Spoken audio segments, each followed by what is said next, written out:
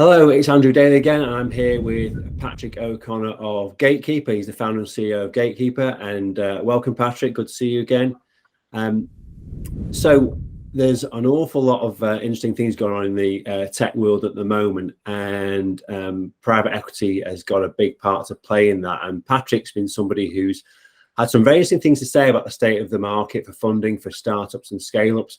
And Patrick, you've got 100% sort of confidence from your staff on Glassdoor about your growth trajectory, yet you've, as I say, you've been quite vocal in an article about some of the issues that are going on with the valuations.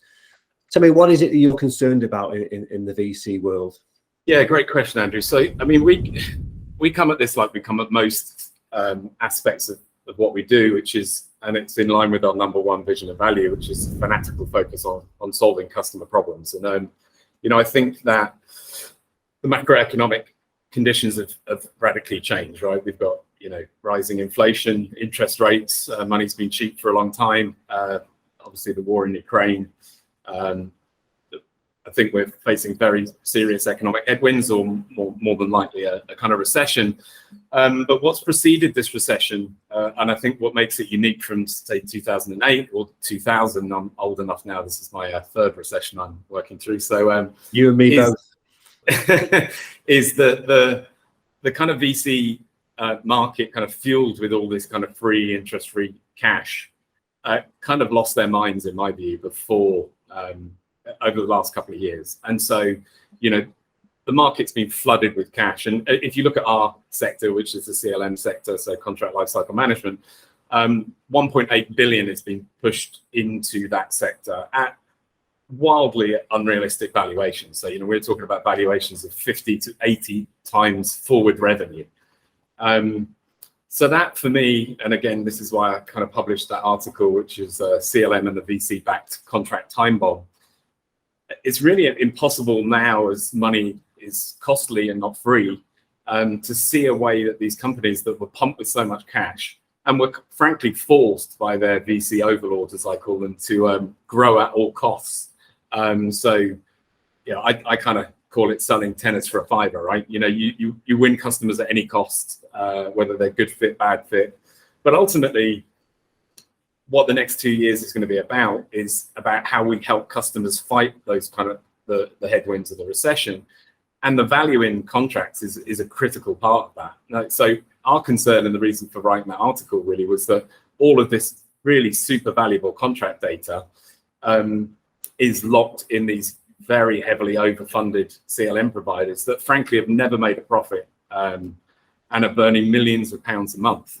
And that's a pretty kind of scary place to be. So eventually, hype and reality always meet. And we have these cycles on an ongoing basis. We obviously got selective kind of memory loss because this is very similar to the last kind of couple of recessions. But I think what makes it unique are the level of that valuations that we've had over the last couple of years. And I think that makes it a very, very challenging environment for companies that have taken that amount of cash and they simply don't have making a profit in their DNA, yet they're now being asked to by the very companies that forced them to spend all of the money that they received over the last 2 years. Yeah, indeed. And particularly in your sort of competitors, it seems to me that a lot of the other big names have all taken really substantial chunks of money in the last 18 months at the peak of this sort of bubble, if you will. And as you say, now they've got a different agenda. Growth has been replaced by profitability. And that's what we're seeing is obviously a lot of headcount cuts. And that's, and some of them have been delivered in quite brutal fashion as well. So I know some of the people have been casualties of these things through no fault of their own, which has been, I spent much of January as a counsellor, really. And so, that must have impacted some of the organisations that you've looked at as potential customers in the past. Yeah, and I think it's tragic for the team members because they've joined with great aspirations. It's tragic for the founders, quite frankly, because thanks to liquidation preferences, they're going to have to drive their overvalued valuations for kind of 3x before they ever see a penny, and question marks whether those founders will even stick around in these companies when they realise there's just simply no paycheck ever going to come from all their blood, sweat, and tears. But ultimately, it's a disaster for customers. They've partnered with these companies. Best case scenario, due to the layoffs, their support the customer success starts suffering. I mean, we all know how cuts come and in what phases. We've all been here long enough and got the battle scars to show for that. So, you know, best case scenario is they get a much worse service. And then these organizations will probably most likely be acquired for, you know, a few cents in the dollar by much larger PE-backed organizations. And again, that's not who these customers partnered with. Or worst case scenario, they go bust and their contract date is stuck at exactly the time they need to be acting on it in order to fight the economic headwinds. And you talk about potential acquisitions for fractions of previous valuations, and I think a lot of us think that'd be the case, not just in CLM, but also in wider tech startup scale-ups. I'm certainly seeing some examples of that in the wider procurement and supply chain tech community. There's 3 or 4 organizations that have got great brands and very interesting solutions, but are clearly have got a much shorter runway in terms of funding. Do you think that we'll see that this year, or do you think it'd be more next year, or is it not as simple as that? I think it's really hard to predict, Andrew, but I think that where reality meets hype is going to start in Q3 this year. Right. I think the common understood scenario, including in the VC world, is this: you raised serious funds. Like if you raised at north of $150 million valuation in the last 2 or 3 years, your chances of raising funds again in the next 2 years are absolutely zero. So they're facing dwindling runways, trying to pivot from this burning of cash to now searching for this profitability, which is a kind of unknown concept to a lot of these organizations. So yeah, I think invariably that's going to lead to a lot of consolidation in the market. And I think consolidation arguably is the best possible outcome as far as the customer's concerned. That is, unless they migrate to an independent CLM before that. Indeed, and you're self-funded, of course, and you've made a big play about the fact that you don't feel as an organisation vulnerable to some of the problems that we're talking about. So you're self-funded, and I know from our previous conversations that you have a sort of limit of growth you're prepared to consider for a year. Tell us a bit about that, if you would do, please. Yeah, absolutely. So we grow at like 40 to 60% year on year, and 60% is our kind of self-imposed limit on growth. And the reason for that is that, I think, of course, outside the VC-backed startup world, the business growing at 40% or 60% year on year is an insane level of growth. But you can see processes that are about to break when you're growing at 60% growth. When you're growing at 150, 200%, things just splinter. And with our focus on team health and culture and a calm company approach, you simply can't grow at triple digits and maintain a kind of calm company methodology and culture. And ultimately, this is about the destination. This is about the journey for us, not the destination, right? So we want to enjoy. Everyone spends more than enough of their time working, right? So unless it's enjoyable, kind of what's the point? So a sustainable focus on growth is far preferred for us. Yeah, indeed.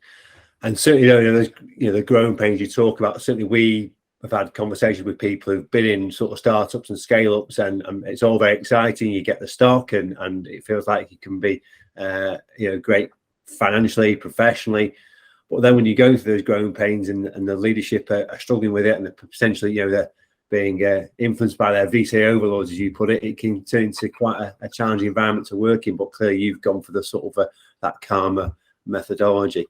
Do you think that's something you'll be able to maintain, particularly if, for example, 1 or 2 of these organizations do fall by the wayside? You might get a lot more customer demand. How do you think you might face that particular challenge? Yeah, well, we've been cash flow positive and profitable for a decade. So we've got an extremely strong balance sheet. We continue to really focus on customer value, and that's really where our mindset is very simple. We deliver an enormous amount of value to our customers, and we charge a small amount of that in return. But we also focus on the long term. So we're not interested in doing events or being on magazine covers or coveting press simply to kind of big up our own approach or our organization. It's all really about customer value. So yeah, we are extremely well positioned at the moment, I think, to be able to continue to support not only our existing customers, but also other customers that have, I think, probably experienced the downside of being supported by heavily VC funded providers, both in CLM and in the wider kind of procurement industry. both during the growth phase, where of course if you're growing at that speed, looking after customers is important, but maybe it's not as important as hitting this quarter's number that your VC overlord has given you.